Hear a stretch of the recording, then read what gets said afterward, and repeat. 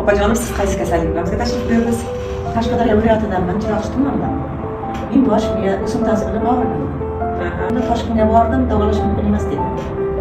Operatsiyani ham o'ziga xos xususiyatlari bor ekan, bo'lmaydi, yoshimiz katta deyishdi. Keyin bu kishini zahar bilan davolashini eshitib, zaharga davolanyapman.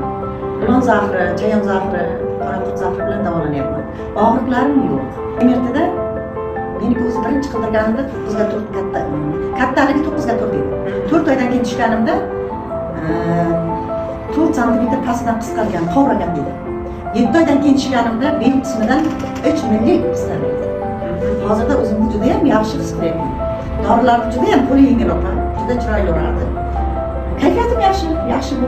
Xudo xolsa yaxshi bo'laman degan umidda. Siz soppa sog'lomsiz, Allohga shukr. Og'riqlarim yo'q, kayfiyatim chiroyli. Xudo xolsa elga qo'shilib, sog'lom ketaman. Xalq xizmatidan qolmay Opajonim o'sha asli kasblari muallim, ya'ni ustoz. Xalqni farzandini tarbiya qiladigan ustoz bu kishi. Alloh umrlarini ziyoda qilsin, salomatlik, sog'lom, Allohga shukr. Ilon zahridan muolaja qilamiz sizlarimiz. Bemalol murojaat qilishingiz mumkin.